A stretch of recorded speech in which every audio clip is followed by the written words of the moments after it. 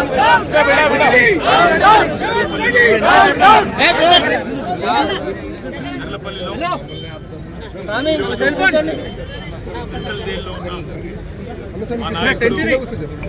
సోదరుడు కొడంగల్ మాజీ శాసనసభ్యుడు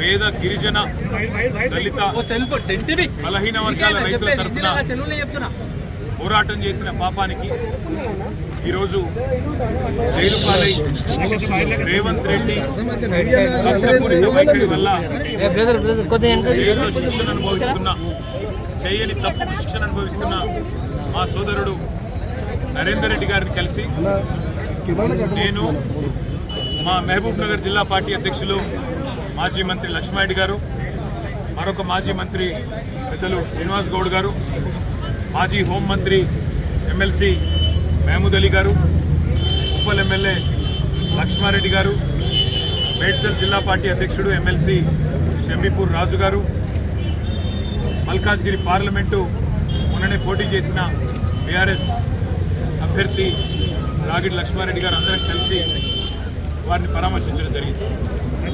నేను పట్నం నరేందర్ రెడ్డి గారికి మనస్ఫూర్తిగా అభినందనలు తెలియజేస్తా ఉన్నాను.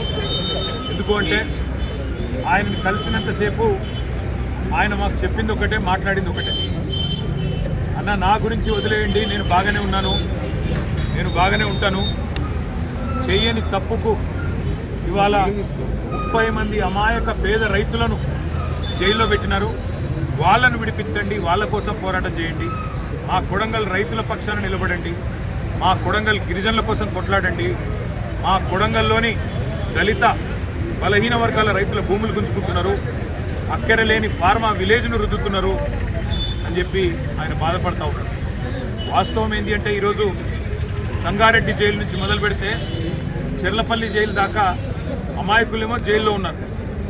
కానీ కొడంగల్ నుంచి కొండారెడ్డిపల్లి దాకా అరాచకాలు చేస్తున్న దుర్మార్గులేమో ఇవాళ గద్దెనెక్కి కూర్చున్నారు. మీరు చూస్తూ ఉన్నారు.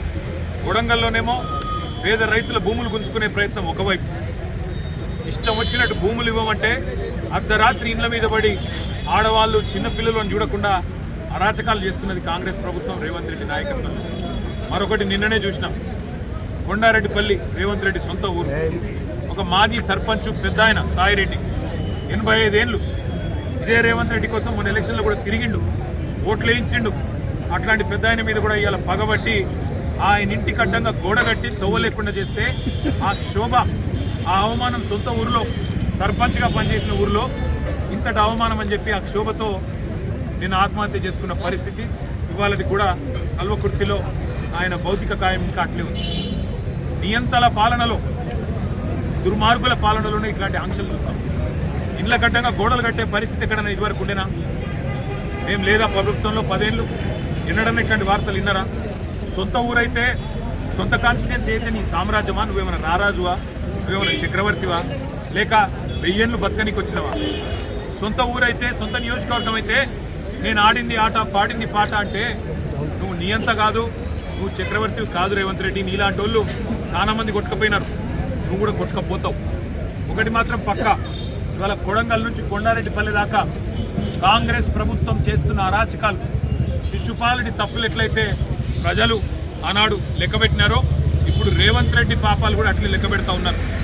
భూ కుంభకోణాలు, ఫార్మా విలేజ్ల పేరిట చేస్తున్న దౌర్జన్యాలు, పేద గిరిజన రైతుల మీద, వారి కుటుంబాల మీద అర్ధరాత్రి బందిపోట్లను పట్టుకుని తప్పుడు పోయినట్టు 100 మంది పోలీసులు పోయి దాడి చేయడం, విచ్చలవిడిగా అధికారం ఉంది కదా అని చెప్పి ఇవాళ సాయిరెడ్డి గారు కానీ, అనుముల గురవారెడ్డి కానీ ఆత్మహత్యలు చేసుకునే విధంగా వారి మీద ఒత్తిడి తెచ్చి సొంత గ్రామంలో చేస్తున్న అరాచకం, ఇవన్నీ కూడా పాపం పండే రోజు దగ్గరలోనే ఉన్నది. నీకంటే పెద్ద పెద్ద నియంత్రణలు కూడా కొట్టుకుపోయినారు. కానీ నిజంగా కూడా ఇవాళ పట్నం నరేందర్ రెడ్డిని కలిసిన తర్వాత చాలా గొప్పగా అనిపించింది మా అందరికీ. లక్ష్మారెడ్డి గారు, నేను, శ్రీనివాస్ గౌడ్ గారు, మహమూద్ అలీ గారు, లక్ష్మారెడ్డి గారు మేమందరం మాట్లాడుకుంటూ వస్తూ ఉన్నాం. అదే నరేందర్ ఎంత ధైర్యంగా ఉన్నాడు, నా కోసం కాదన్నా మా రైతుల కోసం కొట్లాడాడని చెప్పినాడు. మా మహబూబాబాద్లో మీరు ఏదో సంఘీభావంగా ధర్నా పెట్టినారంటే బాగా చేయండి అని చెప్పి విజ్ఞప్తి చేసినాడు. రాష్ట్రంలోని గిరిజనులందరికీ తెలిసేటట్టు మా గిరిజనుల పంచాయతీ, మా పేదవాళ్ళ పంచాయతీ, రాష్ట్రంలో ఏ ఒక్కరికి అన్యాయం జరగకుండా చూడండి అని చెప్పి మాకు ధైర్యాన్ని ఇచ్చి, మాకు ఉత్సాహాన్ని ఇచ్చి, నాకేం కాదు మీరు ధైర్యంగా ఉండండి అని చెప్పి మాకు కొత్త ధైర్యం చెప్పినాడు. వారితో పాటు ఇవాళ 30 మంది పైచిలకు పేద రైతులు ఎవరైతే చేయని తప్పుకు కేవలం మా భూమి ప్రభుత్వం దౌర్జన్యంగా గుంజుకుంటే ఊకోము ఇయ్యము అన్న ఒక్క మాటకి ఇవాళ జైళ్లలో మగ్గుతున్న ఆ కుటుంబాలకు మేము ఒకటే చెప్తా ఉన్నాం, మీరు భయపడాల్సిన అవసరం లేదు. మీ వెనక కేసీఆర్ ఉన్నాడు. తప్పకుండా న్యాయం ధర్మం గెలుస్తుంది. న్యాయస్థానంలో కొట్లాడదాం.